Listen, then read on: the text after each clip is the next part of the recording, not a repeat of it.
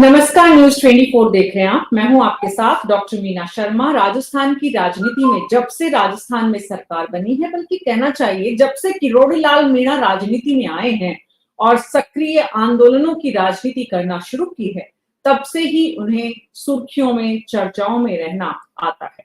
किरोड़ी लाल मीणा, जो डॉक्टर किरोड़ी है, मीणा समाज के बड़े नेता बने। उसके बाद कई तरह के विषयों पर उन्होंने अपनी अलग अलग ढंग से बात उठाई। बीजेपी, कांग्रेस, अपनी पार्टी, तमाम मंचों का उन्होंने इस्तेमाल किया, बनाए। कांग्रेस सरकार में उनकी पत्नी भी मंत्री रही। वो खुद अब बीजेपी सरकार में मंत्री हैं, इस्तीफा दे चुके हैं, लेकिन इस्तीफा स्वीकार नहीं हुआ है। मंत्री जी काम कर भी रहे हैं, नहीं भी कर रहे हैं। बड़ी अस्पष्ट सी स्थिति है। 8 महीने राजस्थान की सरकार को हो चुका है और अब कांग्रेस के सांसद हरीश मीणा, जो कि उन्हीं के समाज से आते हैं, हालांकि दोनों की जो राजनीतिक विरासत है वो अलग अलग ढंग से काम करती रही है, उसका अपना एक इतिहास है, लेकिन अब वो उन्हें कांग्रेस में सम्मान देने की बात कर रही हैं। तो क्या डॉक्टर किरोड़ी लाल मीणा हरीश मीणा की बात पर गौर करेंगे?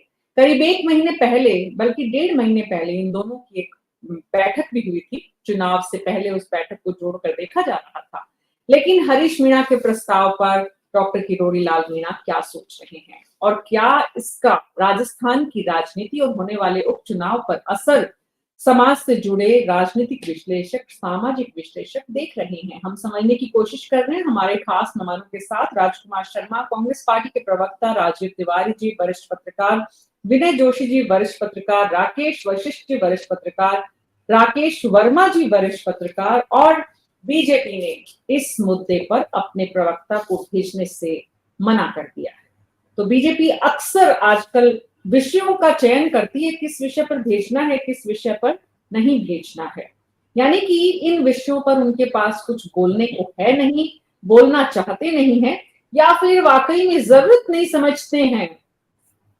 राजकुमार शर्मा जी, ये प्रस्ताव कहां से, हरीश मीणा के जहन की, उनके दिमाग की, उनके मन की, दिल की उपज है या पार्टी का सोच है? मीना जी, सबसे पहले तो मैं बता दूं कि भारतीय जनता पार्टी आजकल ये लगातार इस काम में लगी हुई है कि फलाना चैनल पे फलाना प्रवक्ता जाएगा, नहीं जाएगा। कांग्रेस का अगर फलाना प्रवक्ता आ गया तो हमारा प्रवक्ता नहीं जाएगा। तो मैं आपके चैनल पे भारतीय जनता पार्टी सुनेगी जरूर आपकी डिबेट को। तो न्यूज 24 चैनल पे मैं भारतीय जनता पार्टी को कहना चाहता हूँ, इतना घमंड और अति विश्वास, आत्मविश्वास ठीक नहीं है। टॉपिक ऊपर नीचे होते रहते हैं। हम लोग पॉलिटिकल लोग हैं, हमारे को समाज ने जिम्मेदारी दी है। हमको समाज ने जिम्मेदारी दी कि हम समाज का प्रतिनिधित्व करें। टॉपिक पसंद आया, कम आया, गोल मटोल करना है, जवाब प्रॉपर देना है, लेना है, नहीं देना है। मैं अगर खूबसूरत नहीं हूं, आप खूबसूरत है, वो अलग सब्जेक्ट है, लेकिन डिबेट पे तो आइए। और कांग्रेस के प्रवक्ताओं को लगातार ये मार भी कराते रहते हैं। तो आपके चैनल पे मेरी भारतीय जनता पार्टी को सुझाव है। रही बात हमारे जो सांसद है हरीश मीणा जी, उन्होंने किरोड़ी मीणा जी को कांग्रेस पार्टी में आने का सुझाव दिया है। तो कांग्रेस पार्टी तो हमेशा स्वागत करती है भारतीय जनता पार्टी के नेताओं का, आओ तो सही। लेकिन क्या है कि भारतीय जनता पार्टी में अभी किरोड़ी मीणा जी की दाल गल नहीं रही है प्रॉपरली। उनको मुख्यमंत्री का सपना था, फिर डिप्टी सीएम का सपना था, फिर ये था कि मेरे छोटे भाई जगमोहन मीणा जी को टिकट दे देंगे। तो भारतीय जनता पार्टी में वो पूरा कंफर्ट फील नहीं कर रहे हैं किरोड़ी मीणा जी, इसलिए उनको बार बार इस तरह के ऑफर आ रहे हैं। लेकिन किरोड़ी मीणा जी हमेशा सत्ता में रहते हैं। ये 8-9 महीना उनका जरूर जीवन का कठिन समय है, जब वो सत्ता में रहते हुए भी सत्ता से बाहर है। अब उनका ये समझ में नहीं आ रहा, इस्तीफा दे दिया है, स्वीकार वो कर नहीं रहे हैं। भारतीय जनता पार्टी चाहती है उपचुनाव में उनका लाभ ले लें, उपचुनाव के बाद उनका फैसला करेंगे। भारतीय जनता पार्टी के जो नए नवेले प्रदेश है वो भी कह रहे हैं कि नहीं, वो तो मंत्री हैं, तो फिर आपदा में क्यों नहीं जा रहे हैं। झंडा रोड के लिए उनको कलेक्टर और एसपी जबरदस्ती रिक्वेस्ट करके आ रहे हैं। तो जो व्यक्ति झंडे का नहीं हो सका, अपनी पार्टी का नहीं हो सका, तो फिर आप बताइए कांग्रेस में आके करेंगे भी क्या। लेकिन फिर भी हमारे जो सांसद हैं उन्होंने अगर ऑफर दिया है तो वो सोच समझ के दिया होगा। जी राजकुमार जी, एक तो आपने कहा कि बीजेपी अति आत्मविश्वास और घमंड में प्रवक्ता नहीं भेजती है। क्या मालूम आत्मविश्वास की कमी हो कि क्या बोले प्रवक्ता जाकर, इसलिए नहीं भेजा हो। इसलिए ये फैसला तो जनता को करने दीजिए कि बीजेपी आत्मविश्वास में है, अति आत्मविश्वास में, या आत्मविश्वास की कमी से महसूस कर रही है। दूसरी बात, आपने कहा कांग्रेस पार्टी तो हमेशा ही बीजेपी के नेताओं का स्वागत करती है, तो क्यों आप दूसरों के घर को तोड़कर स्वागत की परंपरा यहाँ शुरू कर रहे हैं? इस बात का भी जवाब आप दीजिएगा। लेकिन अभी तो मैं मेरे मेहमान जो बैठे हैं उनके पास जाना चाहती हूँ। विनय जोशी जी हैं दौसा से, उनके पास चलते हैं। दौसा, किरोड़ीलाल मीणा के लिए हरीश मीणा का ये कहना, इसका क्या अर्थ दौसा में लगाया जा रहा है राजनीतिक हलकों में, आम आवाम में? विनय जी।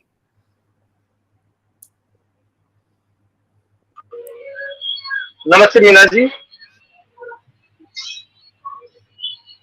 मेरी आवाज आ रही है? जी नमस्कार, आपकी आवाज आ रही है, बोले बोले। हरीश मीणा जी सचिन पायलट की गुट से है और पूरे राजस्थान को पता है कि अशोक जी गहलोत के और किरोड़ीलाल जी मीणा के मध्य संबंध कैसे थे। अगर सचिन पायलट की परमिशन लेने के बाद ही हरीश जी मीणा ये कह रहे होंगे कि किरोड़ीलाल जी मीणा को कांग्रेस में आ जाना चाहिए, अगर अशोक गहलोत जी से बात करके ये बात कहते तो शायद उनको ये बात कहने की जरूरत नहीं पड़ती। पूरा राजस्थान जानता है कि अशोक गहलोत जी के और किरोड़ीलाल जी के पूरी तरह 36 का आंकड़ा रहा था, और 36 का आंकड़ा ही नहीं, एक दूसरे को नीचा दिखाने में दोनों ने कोई कसर नहीं छोड़ी, बिल्कुल कसर नहीं छोड़ी। बात जहां दौसा की बात करें अपन, तो जहां भी अभी लोकसभा चुनाव जो हुआ उसमें किरोड़ीलाल जी को पता पड़ गया आईना कि मीणाओं ने खुद ने निर्णय किया कि उनको कांग्रेस को वोट देना है, और उसमें किरोड़ीलाल मीणा जी की बिल्कुल भी नहीं सुनी। अगर वो कांग्रेस में चले भी जाते हैं तो कांग्रेस में न तो उसको फायदा होने वाला न कोई नुकसान होने वाला।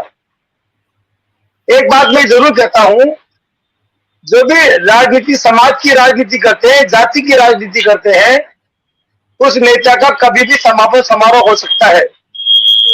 जाति की राजनीति करने वाले का या तो समाज को नुकसान होता है उसका बहुत बड़ा, जैसे अशोक जी गहलोत माली समाज से है, तो केवल एक ही एमएलए थे कांग्रेस से माली समाज की। किरोड़ीलाल मीणा जी ने कितना मीणा नेताओं को बन पाया सबको पता है। नवल किशोर जी ने कितने ब्राह्मण नेताओं को बन पाया था सबको पता है। तो जो जाति की राजनीति करता है वो अपनी जाति को साफ कर देता है। अभी विधानसभा चुनाव में, पिछले विधानसभा चुनाव में हमने देखा कि कांग्रेस को कितने गुर्जर मतदाताओं का, गुर्जर विधायक थे वो चुनाव हार गए। राजस्थान से एक ही गुर्जर एमपी था सवाई माधोपुर से, वो भी जातिवाद की भेंट चढ़ गए। तो जातिवाद जब फायदा करती है ना तो कभी कहीं जाके नुकसान भी कर देती है, और उस नेता को भी अंदाज नहीं लगता कि कहां जाके नुकसान करेगी। हरीश जी ने क्यों कहा, हरीश जी दौसा से चुनाव लड़े थे, तो किरोड़ीलाल मीणा भी चुनाव लड़े थे, और जसकौर मीणा भी चुनाव लड़ी थी, और चुनाव जीते थे हरीश जी मीणा। तो इस दृष्टि से तो मीणा को बड़ी नेता हरीश जी मीणा है। किरोड़ीलाल मीणा के सामने हरीश मीणा चुनाव जीते थे। अगर मीणा के नेता तो हरीश मीणा जी हो गए ना। अब हरीश मीणा जी ये कहना चाह रहे हैं कि आपने तो मुझे चुनाव होने का प्रयास किया। होना चाहिए विनय जी, इसमें तो किसी को दो राय नहीं होना चाहिए कि हरीश मीणा के बड़े भाई नमो नारायण मीणा कांग्रेस के बड़े नेता रहे हैं, और ऐसे में डीजी से पद से रिटायर होकर हरीश मीणा भी मैदान में उतरे, तो उनके पास वो लेगेसी भी थी।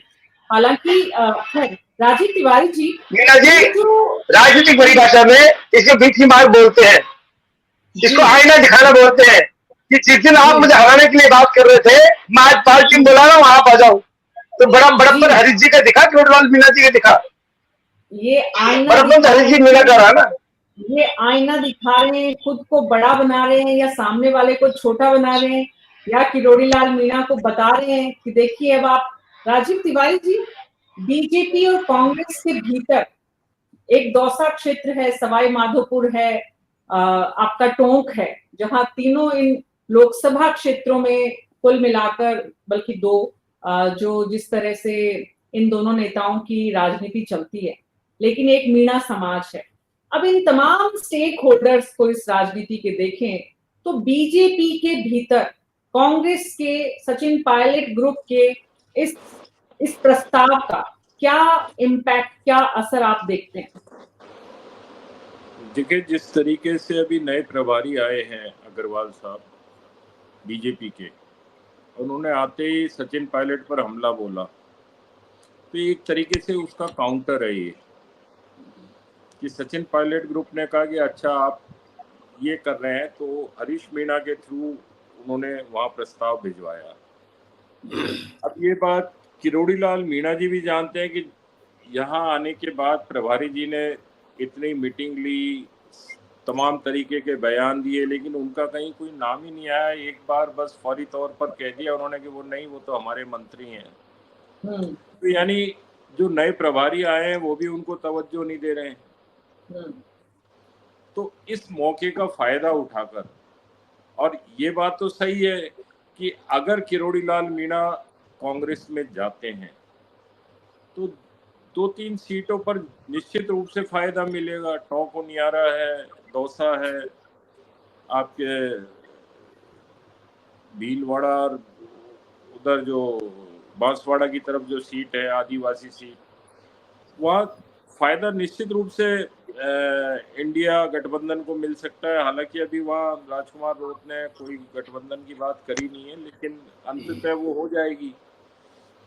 तो ये एक मुझे सोची समझी रणनीति का हिस्सा लगता है कि बीजेपी को भले ही किरोड़ी लाल मीणा ना आए, लेकिन अंदर एक खलबली मचा दो कि हाँ, हम आपके नेताओं के लिए भी कांग्रेस में लाने के इच्छुक हैं और उनको ला सकते हैं जी। जिससे कि जो असंतुष्ट नेता बीजेपी में अभी हैं, किरोड़ी लाल जी जैसे, हो सकता है आगे भविष्य में जब तक ये उपचुनावों की घोषणा हो, 2-4 और नेताओं को भी संपर्क किया जा सकता है, उनको ऑफर किया जा सकता है, उनको टिकट का प्रलोभन भी दिया जा सकता है। तो ये सारी चीजें हैं। अभी देखिए, अभी उपचुनावों की घोषणा हुई नहीं है और बीजेपी में नए नए प्रभारी आए हैं, और वो आते उन्होंने जिस तरीके से सचिन पायलट पर अटैक किया, कि उनको मालूम है कि आगे कांग्रेस को ले जाने वाले इस राज्य में, राजस्थान में, अब अशोक जी से ज्यादा भारी सचिन पायलट दिख रहे हैं। तो उन्होंने उन पर ही आकर हमला किया कि इनको तो हम राज्य से बाहर भेज देंगे। तो उन्होंने कहा अच्छा, आप राज्य से बाहर भेजोगे, हम आपके राज्य के ही जो स्टालवर्ड्स है, बड़े नेता है, उनको तोड़ लेंगे। तो उसी मेरे को लग रहा है रणनीति का हिस्सा है इसका कोई। अब देखिए किरोड़ी लाल जी का क्या वो आता है इस पे प्रतिक्रिया, वो देखने की महत्वपूर्ण होगी। किरोड़ी लाल मीणा की प्रतिक्रिया, अब जो पिछले 6 महीने से सरकार में रहते हुए जो सरकार की फजीहत वो करा रहे हैं राकेश वशिष्ठ जी, या फिर सरकार अपनी फजीहत करा रही है अगर उनको लेकर कोई फैसला नहीं कर पा रही है। पहली बात तो ये कि जनता में असर क्या जा रहा है, सरकार की फजीहत हो रही है कि डॉक्टर किरोड़ी लाल मीणा की फजीहत हो रही है राकेश वशिष्ठ जी, या बीजेपी की जिस स्थिति में इस वक्त वो है। मंत्री पद सरकार ने दिया हुआ है उनको, शपथ उन्होंने ली हुई है, लेकिन वो अब थोड़ी सी उनके व्यवहार में नरमाहट हालांकि आई है, लेकिन बीजेपी में खलबली मच रही है, डॉक्टर किरोड़ी लाल मीणा की वजह से मच रही है। और वो अगर इस विषय पर कुछ बोलते नहीं है या चुप रहते हैं या क्या रिएक्ट करते हैं, कुल मिलाकर इसका जो संदेश है बीजेपी की आज की जो राजस्थान की स्थिति है उसमें क्या जाएगा राकेश जी? देखिए मीरा जी, इस तरह की जो बातें होती हैं ना, पहले गुपचुप तरीके से होती हैं, और हम लोग भले ही सूंघ सांग करके इस बात का प्रचारित करते हैं कि यहाँ ये बातचीत चल रही है, यही बात चल रही है, अपनी लैंग्वेज में बोल रहा हूँ, पत्रकारिता की लैंग्वेज। लेकिन इस तरह के आप स्टेटमेंट देना विरोधी दल के नेता के द्वारा, हरीशचंद्र मीणा के द्वारा, वो इंगित करता है कि वो शगुफा है, कोई हकीकत में कोसों दूर है। हमारे एक किस्सा बड़ा प्रचलित है। 2 मित्र थे, तेली और जाट। तेली बोला जाट से बातचीत करते करते, जाट रे जाट तेरे ऊपर खाट। अब जाट ने कहा कि ये तो किदवंती बहुत जोरदार सुना दी, अब मैं क्या जवाब दूं। थोड़ी देर दिमाग लड़ाया, तो उसने कहा तेली रे तेली तेरे ऊपर कोल्हू। तो तेली बोला, यार ये तो कोई तुकबंदी बैठी नहीं। तो तुकबंदी नहीं बैठी तो क्या हुआ, तू तो वजन से मर ही जाएगा। ये स्थिति इस प्रकरण में हो रही है। अब हरिश्चंद्र मीणा ने एक स्टेटमेंट दे दिया। वातावरण जो बहुत दिनों से ठंडा पड़ा था करोड़ीलाल जी को लेकर के, दोबारा चर्चा में आ गया। हम लोग चर्चा करने लग गए दोबारा से। हम भूल चुके थे करोड़ीलाल जी की क्या स्थिति चल रही है, क्या नहीं चल रही है। लेकिन अब ये सारी बातें सामने आ गई और 2, 4, 5, 6 दिन लगातार ही चलती रहेंगी। मामला गर्माता रहेगा, हम लोग चर्चा करते रहेंगे, अखबार में अखबारबाजी भी होती रहेगी। लेकिन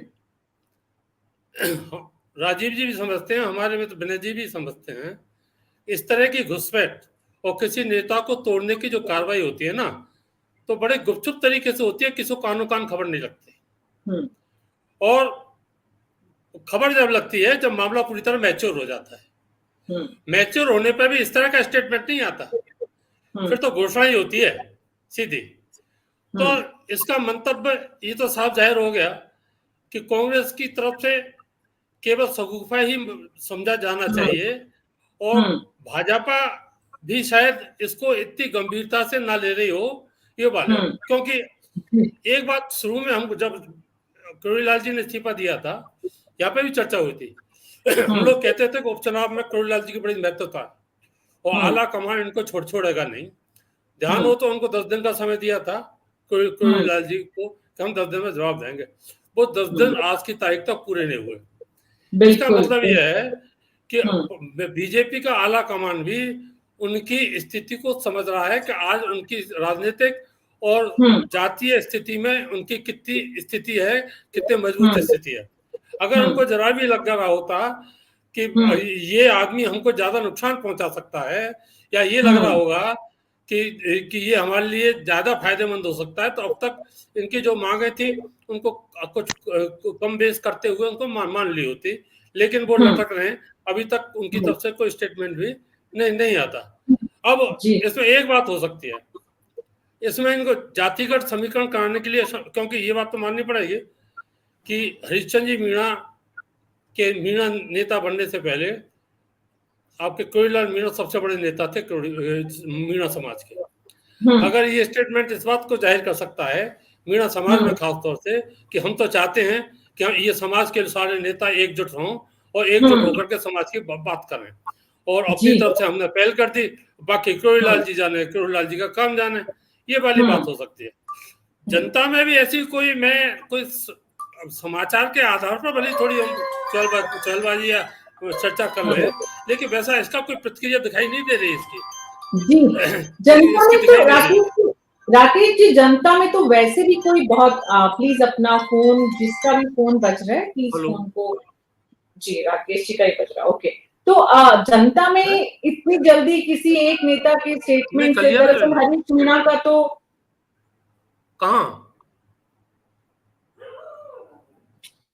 हरीश मीणा का तो ऐसा कोई बहुत बड़ा अभिव्यक्तित्व उभर कर आया भी नहीं है, बहुत बड़े नेता वो बने भी नहीं है। डीजी के रूप में ठीक है रिटायर हुए और उसके बाद सांसद बन गए, लेकिन एक सांसद के रूप में ठीक है, राजस्थान के 25 सांसदों में वो एक सांसद है, लेकिन उससे बड़ा कोई उनका ऑरा उस तरह का बन नहीं पाया है। ये बात एकदम ठीक है राकेश वशिष्ठ जी की, इस तरह के बयान जब दिए जाते हैं तो दरअसल धरातल पर कोई बहुत बड़ी सच्चाई है नहीं।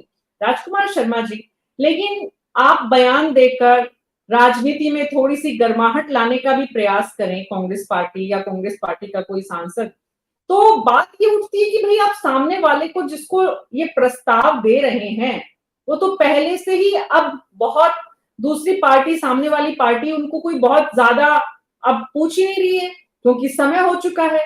हर राजनेता का एक समय होता है और उन्होंने बहुत अच्छी पारी खेली है, बहुत अच्छा उन्होंने राजनीति में काम किया है।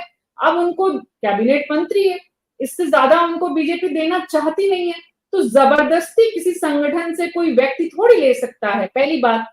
दूसरी बात, आप में इतनी ताकत हो, इतना दबाव हो कि आप सरकार बदल दें, वैसी स्थिति में भी आप नहीं है, तो ऐसे नेता को लाकर कांग्रेस पार्टी वैसे भी क्या करेगी? मीना जी, करोड़ीलाल मीना जी वहां भारतीय जनता पार्टी में इस वक्त घुटन महसूस कर रहे हैं, छटपटा रहे हैं। वो उनका संघर्ष करने का मादा रहा है, कुछ संघर्षशील नेता रहे हैं, 36 कौमें उनकी पकड़ रहती है, हमेशा धरने प्रदर्शन दौड़ भाग लगातार करते रहते हैं। अब उनका वहां घुटन हो रही है, क्योंकि उनको ये था कि मैं सीएम बन जाऊंगा, देश के प्रधानमंत्री ने मुझे जीप के अंदर आगे बैठा लिया, वो भी हाथ हिला रहे हैं, मैं भी हाथ हिला रहा हूं, तो उनको ऐसा कॉन्फिडेंस फील करा दिया देश के प्रधानमंत्री ने भारतीय जनता पार्टी में, जैसे वो राजस्थान के बहुत बड़े नेता उभर के आने वाले हैं कुछ दिनों के बाद। लेकिन जैसे ही लोकसभा का चुनाव आया, हार जीत में परिणाम आए, 11 सीटों पे कांग्रेस पार्टी ने विजय हासिल की, उनकी हवा निकलती नजर आई। अब भारतीय जनता पार्टी, मैंने आपको पहले भी निवेदन किया, पुनः निवेदन कर रहा हूं, उपचुनाव तक उनको झेल रही है। उपचुनाव के बाद उनकी हालत और खराब होने वाली है भारतीय जनता पार्टी के अंदर। वो खुद बहुत अच्छे नेता हैं, अच्छे संघर्षशील नेता है, इसलिए हो सकता है हरीश मीणा जी ने अपने साथी के, क्योंकि हम सब साथी हैं, कांग्रेस के बीजेपी के सब लोग पॉलिटिक्स में साथी हैं, भारतीय जनता पार्टी कांग्रेस वालों को साथी नहीं मानती है, दोस्त नहीं मानती है, लेकिन हम तो पूरी भारतीय जनता पार्टी को अपना दोस्त मानते हैं, क्योंकि हमको संस्कार ऐसे दिए हैं। इंदिरा कमाल गांधी है, के जमाने कमाल में है, तो ये कहा हुआ है कमाल कि है, सब आपके भाई कमाल। भाई हैं, किसी का राजकुमार शत्रु जी, नहीं, किसी का दुश्मन इस टाइम आपके के लिए यहाँ होता थे है, वो, ये सब मित्र आपके यहाँ थे वो, आपके यहाँ थे, तब उनकी पत्नी मंत्री थी, अब वो खुद मंत्री हैं। राजीव तिवारी जी, ये तमाम जो स्टेटमेंट की राजनीति है, दूसरों को थोड़ा सा परेशान करने की राजनीति है, राजनीति में गर्माहट का उबाल लाने की जो राजनीति है, इन सब से परे राजस्थान की सरकार को बने हुए 8 महीने हो गए। एक बहुत महत्वपूर्ण मंत्रालय के डॉक्टर किरोड़ी लाल मीणा मंत्री हैं। उस मंत्रालय से जुड़े हुए तमाम जो लोग हैं, किसान हैं, ग्रामीण हैं, उनके बहुत सारे काम और उनको बहुत सारी उम्मीदें हैं।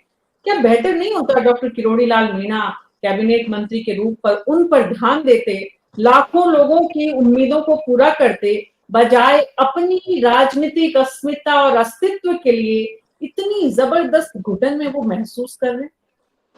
देखिए, आजकल जो राजनीति हो गई है वो स्व केंद्रित हो गई है। नेता पहले अपनी सोचता है, उसके बाद फिर वो अपने जाति की सोचता है, मतदाता की सोचता है, या अन्य जातियों की सोचता है, या पूरे देश की सोचता है। वैसी स्थिति किरोड़ी लाल जी की भी इस समय हो गई है। उनको दिख रहा है मेरा भविष्य कैसा रहेगा।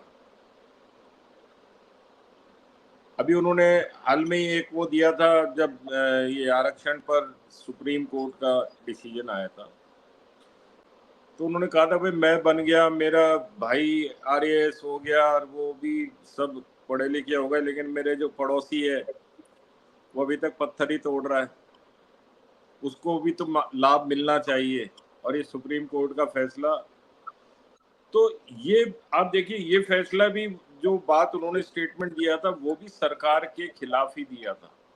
सरकार का इस फैसले के प्रति क्या रवैया सोचना था और इनका सोच क्या था, तो ये भी कहीं ना कहीं सरकार को नुकसान पहुंचाने का इनका जो तरीका है कि भाई आज की तारीख में सबसे ज्यादा अतिवृष्टि चल रही है, किसान को सबसे ज्यादा कृषि मंत्रालय और पंचायती राज का जो मंत्रालय है इसकी आवश्यकता है। उनके अभी जो भी फसलों का नुकसान हो रहा है और जो दूसरे हो रहे हैं, अभी मैं कल ही मालपुरा की तरफ गया था तो मैंने देखा दोनों तरफ के जो खेत हैं वो पूरे बारिश पानी में डूबे हुए हैं। तो जो बाजरा है, बाजरे के सिट्टे भी काले पड़ गए हैं, क्योंकि इस तरफ बाजरा ही ज्यादा होता है। अब वहां लोगों ने, जहां पानी भर गया है, कुछ लोगों ने चावल बो दिए। तो ये अब कृषि मंत्रालय अगर एक्टिव रहे और सारी चीजें इसमें चलती रहे तो उनको बताया जाए कि भाई ये पानी थोड़े दिन का ही है, तुम्हारा चावल पक भी नहीं पाएगा, उग भी नहीं पाएगा, सबने चावल भी बो दिए वहां पे, और जो खेती में नुकसान हो रहा है। तो अगर किरोड़ी लाल जी अभी एक्टिव रहते तो किसानों के लिए काफी कुछ कर सकते थे। अपनी खोई हुई जो पैठ है, जो लोकसभा चुनाव में वो कह रहे हैं कि मेरे ही लोगों ने मुझे धोखा दे दिया, तो वो वापस से उनके साथ आ सकते थे अगर वो कायदे से लोगों के दुख दर्द में शामिल होते। तो वो बिल्कुल हटे हुए साइड में, और अब सरकार भी नहीं चाहती है कि वो एक्टिव हो, वरना उनको मुख्यमंत्री आग्रह करते कि नहीं, आप कृषि मंत्री हैं, आप जाइए देखिए सारी चीजों को, या जो प्रभारी आए वो कहते कि नहीं साहब, आप पंचायत तो में जाके देखिए क्या हाल है क्या नहीं है। इतना राजस्थान में इतनी जबरदस्त बारिश हो गई है और अभी तो और होने वाली है। तो ये सारी चीजें देखने की है। तो अब ना सरकार उनको पूछ रही है ना वो सरकार को पूछ रहे हैं। अब कांग्रेस वाले उनको पूछने आ रहे हैं, तो कांग्रेस को लग रहा है कि कुछ ना कुछ हम इस तरीके से बात को आगे बढ़ाएंगे तो सरकार में भी खलबली मचेगी और वो कुछ ना कुछ ऐसा कोई कदम उठा ले जिससे हो सकता है किरोड़ी लाल जी को कुछ और बड़ा पद दे दें या कुछ और कर दे जिसका फायदा अल्टीमेटली कांग्रेस को मिले। तो इस सब जो भी शिगुफे या प्रस्ताव आ रहे हैं वो सारे इसी मद्देनजर आ रहे हैं कि कैसे एक दूसरे को डेंट पहुंचा सके। जी, लेकिन इस वक्त सवाल ये है कि मुख्यमंत्री और डॉक्टर किरोड़ी लाल मीणा, इन दो की, तो आपने बताया राजीव जी ने कि डॉक्टर किरोड़ी लाल मीणा जो है वो निज हित से ऊपर उठ नहीं पा रहे, और वो क्या राजनीति दरअसल इस आधार पे चल रही है। लेकिन उसके बाद भी कुछ बड़ी संख्या तो उन नेताओं की होती है जो मिल गया है उस पर काम करते हुए अपने हितों को आगे बढ़ाते हैं। लेकिन डॉक्टर किरोड़ी लाल मीणा उससे 2 कदम आगे, जो मिला हुआ है उससे संतुष्ट नहीं है, वो काम भी नहीं करेंगे, अपने हितों को और ज्यादा देंगे। ये परसेप्शन उनका जो बन रहा है राकेश जी, एक तरफ उनका ये परसेप्शन नैरेटिव बन रहा है और दूसरी तरफ मुख्यमंत्री का एक नैरेटिव बन रहा है कि वो कोई कॉल नहीं ले पा रहे, कोई फैसले नहीं कर पा रहे। डॉक्टर किरोड़ी लाल मीणा को लेकर फैसला निश्चित रूप से केंद्र को करना है, केंद्रीय आला कमान को करना है, लेकिन यहाँ पर सरकार का काम प्रभावित हो रहा है और वहां पर मुख्यमंत्री की रिस्पॉन्सिबिलिटी है। तो ऐसे में मुख्यमंत्री की जिम्मेदारी क्या बनती है? उन्हें थोड़ा मजबूती से, स्ट्रांगली, क्योंकि अब वो मजबूत हैं, आला कमान ने उनको मजबूत बनाया है, तो ऐसे में उनको प्राथमिकता से विषयों को एड्रेस करते हुए एक एक को निपटाना चाहिए, एक एक अपनी चेकलिस्ट बना के कि इस सप्ताह में ये काम खत्म करने हैं, इस महीने में ये करने हैं। क्या आपको नहीं लगता कि इस विषय पर मुख्यमंत्री को अब कोई एक स्टेप लेना चाहिए, या फिर यथास्थिति ही मुख्यमंत्री के लिए भी ठीक है? ऑडियो ऑन करिए राकेश जी। देखिए मीना जी, आप जो कह रही है ना बिल्कुल सही कह रही है। वो मुख्यमंत्री को स्टेप उठाने भी चाहिए थे, और एक डिपार्टमेंट जो इतना महत्वपूर्ण डिपार्टमेंट, और ऐसे समय में जब अतिवृष्टि है, चारों तरफ पानी भरा हुआ है, पानी आ रही है, किसानों की समस्या ही समस्या है, तो कृषि विभाग को, पंचायत विभाग को सक्रिय होना चाहिए था। लेकिन हकीकत दूसरी है, इसके पीछे पर बिहाइंड द कर्टेन दूसरी स्थिति है। जब मामला आला कमान के पास चला गया, वो आला कमान की इनकी बातचीत हो गई, तो मुख्यमंत्री की स्थिति चाहे कितनी भी पहले से ज्यादा मजबूत हुई हो, लेकिन अभी वो स्थिति में ऐसी में नहीं है कि इतने बड़े मंत्री के साथ बैठ करके कोई नेगोशिएशन की बात कर रहे हैं, उनकी समस्याओं को दूर करने की बात कर रहे हैं। क्योंकि किरोड़ी लाल जी की जो समस्याएं होंगी, मुझे नहीं पता क्या समस्याएं हैं, क्या राजनीतिक उनकी समस्याएं होंगी या व्यक्तिगत समस्याएं होंगी, उनको निराकरण करने की स्थिति में चीफ मिनिस्टर नहीं होंगे। दूसरी बात, केंद्र भाजपा का आला कमान जब जेपी नड्डा जी से मिलकर आए थे, उससे के बाद उनको 10 दिन का समय दिया, इसके बाद आज तक कोई बात नहीं आगे बढ़ी। इस बात को इंगित करता है कि भाजपा का जो आला कमान है उसने अपना जोड़ बाकी गुणा भाग सारा लगा लिया कि किरोड़ी लाल जी के सक्रिय रहने पर, सक्रिय ना रहने पर, इनके विरोध करने पर क्या परिणाम हो सकते हैं। मैं नहीं समझता कि अभी जो पिछले जो चुनाव हुए, पार्लियामेंट इलेक्शंस, इसमें इनकी जो ताकत दिखी वो जो पार्टी के अनुरूप, उनकी अपेक्षा के अनुरूप नहीं थी। पार्टी मान कर चल रही थी कि भाजपा के बड़े कद्दावर नेता हैं और मीणा समाज पर इनकी ज्यादा पकड़ है, लेकिन वोट तो मिले। लेकिन ये बात बिल्कुल सही है कि समय के साथ साथ हर नेता की स्थिति थोड़ी कमजोर होती है, नए नए नेता उभरते हैं और वो अपनी अपनी स्थिति बनाते हैं। वो स्थिति इनके मीणा समाज के अंदर हो गई है। अब इसके लिए हालांकि मैं समझता हूं कि जो स्टेट मिनिस्टर होंगे, इसके पंचायती राज के, ये सारी व्यवस्थाएं देख रहे होंगे, उन्होंने व्यवस्था भी कर दी होगी। और क्योंकि बहुत बड़े नेता हैं किरोड़ी लाल मीणा, और भजन लाल जी भले मुख्यमंत्री बन गए हों, अभी वो शेडो से बाहर नहीं निकल पा रहे जितना उनको निकलना चाहिए। इतना राकेश जी, ये जो बात बार बार हो रही है, मुख्यमंत्री के पद और खुद भजनलाल शर्मा दोनों के व्यक्तित्व को और उस पद की गरिमा को दोनों को देखते हुए क्या किसी भी मुख्यमंत्री के लिए जो पहली बार का विधायक है, जिसे केंद्रीय नेतृत्व ने उस कुर्सी पर बैठाया है, उसके लिए किसी भी, चाहे वो भजनलाल शर्मा हो कहीं उनकी जगह, चाहे कोई और हो, क्या ये मुमकिन भी है कि वो अचानक रातों रात या कुछ सप्ताह या कुछ महीनों में सारी चीजें, सारी बातें अपने कंट्रोल में ले लें? और क्या केंद्रीय नेतृत्व उन्हें ऐसा करने देगा? देखिए, केंद्रीय नेतृत्व को जब ये विश्वास हो जाएगा कि ये अब उनकी आकांक्षाओं के अनुरूप काम करने लगे हैं, उनकी वो ब्यूरोक्रेसी पर, राजनीतिक दलों पर, अपनी पार्टी में जिस तरह की स्थिति बना चुके हैं, तो उनको फ्रेंडली दिया जाएगा। मैं आपको बार बार उदाहरण देता हूँ, आपको योगी आदित्यनाथ की एक बात थी, वो मेंबर ऑफ पार्लियामेंट रहते हुए उनको थोड़ा संसदीय कार्य का अनुभव अवश्य था, लेकिन सरकार चलाने का अनुभव नहीं था। लेकिन उनकी भी शुरू में ये स्थिति थी, एकदम आए, लेकिन वो सर्वट दौड़ने लग गए। लेकिन आज तो वो मोदी विरोधी खेमे के लीडर बनते हुए दिख रहे हैं, नजर आ रहे हैं। अगर उन्होंने अपने हाथ में ले लिया तो नैरेटिव ये बन गया। किसका? योगी आदित्यनाथ का? जी है?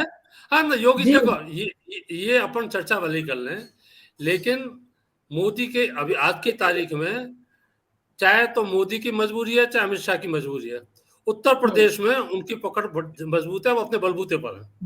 ये इम्पोर्टेंट बात आपने कही कि अपनी स्थिति को मजबूत बनाना आना चाहिए। राजीव तिवारी जी, बिल्कुल सही बात है। जब तक आप खुद स्ट्रांग नहीं बनेंगे, जब तक दूसरों के इशारों पर चलेंगे, तब तक आप कैसे किसी चीज को अपने हिसाब से चला पाएंगे। अब योगी आदित्यनाथ को वहां पर उन्होंने मुख्यमंत्री खुद जबरदस्ती बने थे, यहाँ बनाया गया है। देखिए ये फर्क है इस बात में। वहां वो अपने दम पर मुख्यमंत्री बने थे, उनको विशेष रूप से भेजकर और मुख्यमंत्री बनाना पड़ा था, और यहाँ बनाया गया है। ये एक बहुत बड़ा फर्क है। और वो 3 बार के उससे पहले सांसद थे। और एक और बात है कि जब बीजेपी की सरकार बनी केंद्र में और उत्तर प्रदेश की जिम्मेदारी जिस तरह से सांसद के रूप में रहते हुए भी उन्होंने अपने तीखे विवादित बयानों से बनाई थी जगह देश में, वो भी उसकी ऐसा लगता था जब उनको मुख्यमंत्री बनाया कि ये स्क्रिप्ट पहले लिखी जा चुकी थी। नहीं, स्क्रिप्ट ने वो तो उस समय तो साफ था कि मुख्यमंत्री दूसरे को बनना है। तब उन्होंने दिल्ली में आकर दबाव बनाया और ये मजबूर कर दिया केंद्र सरकार को कि नहीं, मुख्यमंत्री तो मैं ही बनूंगा वहां का। तो वो दम भी होना चाहिए जी। क्या आज वैसा दम यहाँ दिखाया जा सकता है? नहीं दिखाया जा सकता। तो ये फर्क जो है योगी जी का और भजनलाल जी का, ये बड़ा फर्क है। और वो टेम्परामेंट भी, भजनलाल जी एक सीधे सच्चे व्यक्ति हैं, और वो वहां पर उन्होंने पूरे मठ को गवर्न किया था 3 बार पूरा। और जो माहौल गोरखपुर का और वो पूर्वांचल का रहता है, उसको हैंडल करना उनको आता था। वो चीजें यहाँ अब नेचुरली, हम पहले भी कई चर्चाओं में ये बात कह चुके हैं कि भाई 1.5 साल का समय हमें देना चाहिए। और अब साल पूरा, अब 1 साल लगभग होने को आ ही गया है। दिसंबर में 2-3 महीने बचे हैं, अब वो भी हो जाएगा। तो अब लेकिन भजनलाल जी को कुछ अपना व्यक्तिगत जो उनका खुद की परफॉर्मेंस है जी, वो स्ट्रॉन्गली दिखानी चाहिए। और वो अब पब्लिक को भी लगना चाहिए कि नहीं, हम एक बहुत ही सुलझे हुए तो खैर वो दिखाई दे रहे हैं, लेकिन एक कठोर मुख्यमंत्री के रूप में भी, एक जो डिसीजन करने वाला मुख्यमंत्री, जो पब्लिक की हर सुख दुख का ख्याल रखकर कड़े निर्णय ले सकता हो, ले निर्णय, ऐसा मुख्यमंत्री अब उनको चाहिए, और वो दिखाना भी चाहिए। अब उनको समय आ गया है, 8 महीने हो गए हैं, और अब उनको समय आ गया है कि धीरे धीरे वो और थोड़ी अपनी स्पीड को बढ़ा दें। विनय जोशी जी, आखिरी सवाल आपसे ले रही हूँ कि दौसा में, सवाई माधोपुर में, करौली में, टोंक में, जो भी मीणा समाज है और जिस समाज को रिप्रेजेंट यहाँ पर डॉक्टर किरोड़ी मीणा करते हैं, क्या वो भी इस बात की चर्चा करते हैं कि वो अपने मंत्रालय का काम ठीक से संभाल कर एक मजबूत सरकार, मजबूत वो मतलब जो मेजॉरिटी की सरकार है, तो मेजॉरिटी की जो सरकार है उसमें मजबूती से अपने मंत्रालय के कामों को आगे बढ़ाएं, तो शायद डॉक्टर किरोड़ी मीणा का व्यक्तित्व और उनकी अभी तक की जितनी मेहनत है वो ज्यादा फलीभूत होगी जनता के लिए। मीना जी, अभी 9 अगस्त का विश्व आदिवासी दिवस समारोह था। इसमें किरोड़ीलाल मीणा ने मीणा समाज से ये कहा, आपने मेरे कहने से वोट नहीं दिया, मैंने आपके लिए मेरी पूरी जीवन दांव पे लगा दिया, मैं गुर्जरों से विरोध लिया और एक बार मैंने जब प्रधानमंत्री ने मेरे पे विश्वास किया और मैंने आपसे कहा मेरी ये बात का सवाल है, मेरी प्रतिष्ठा का सवाल है, और आपने सब बात को दरकिनार करके कांग्रेस को वोट दे दिया, कांग्रेस के भ्रम आ गए, कांग्रेस के बहकाम आ गए, तो मैं मंत्री किस हैसियत से रहूं? तो मीणा समाज में तो कोई बात की लगता है ही नहीं। वो तो किरोड़ीलाल मीणा के बाद कहने की स्थिति में ही नहीं है कि आप इस्तीफा वापस लो कि इस्तीफा मत दो, क्योंकि उन्होंने उनको वोट दिया, उनके कहने से वोट दिया ही नहीं। और मीणा तो ये कहते थे कि हम तो कांग्रेस ही थे, जितने से भी मीणा जो बीजेपी को वोट देने लगे वो केवल किरोड़ीलाल मीणा के कहने से देने लगे, मीणा का तो वास्ता ही नहीं है। अगर किरोड़ीलाल मीणा कांग्रेस में भी चल जाएंगे तो मीणा पे उसको प्रभाव पड़ने वाला नहीं है, वो तो पहले से ही है। अगर मान लो कांग्रेस को फायदा जब होता जब वो कांग्रेस को नुकसान कर पाते, तो कांग्रेस को नुकसान तो कर ही नहीं पाए। दूसरा, अशोक जी गहलोत अभी कांग्रेस के प्रवक्ता कर रहे थे, किरोड़ीलाल जी बहुत जुझारू है, संघर्षशील है, ऐसे नेता है, लेकिन अशोक जी गहलोत क्या कहते थे कि किरोड़ीलाल मीणा सगुआबाज नेता है, इसके काम करने की कोई शैली नहीं है, ये लोगों को दबाव में लाता है। अशोक गहलोत जी का कहना क्या है, कांग्रेस के प्रवक्ता कहना क्या है? मतलब कांग्रेस के प्रवक्ता अशोक गहलोत की बात को हवा में उड़ा रहे हैं कि अशोक जी गहलोत झूठ बोलते हैं, वास्तव में किरोड़ीलाल जी मीणा संघर्षशील और मेहनती जुझारू नेता है। अब ये कांग्रेस की स्थिति देख लो आप कि नेता तो क्या कहता है, प्रवक्ता क्या कहता है। तो किरोड़ीलाल जी का एक बात है जिसकी आपने किसी ने चर्चा नहीं की, अभी उपचुनाव के ऊपर सचिन पायलट पे एक दबाव बनाया जा रहा है गुर्जर समाज का कि उनियारा से आप गुर्जर को टिकट दो कांग्रेस से। अगर 2 साल से मीणा को टिकट दोगे कांग्रेस से तो गुर्जर वोट जब देगा कांग्रेस को, जब उनियारा से आप गुर्जर को टिकट दोगे।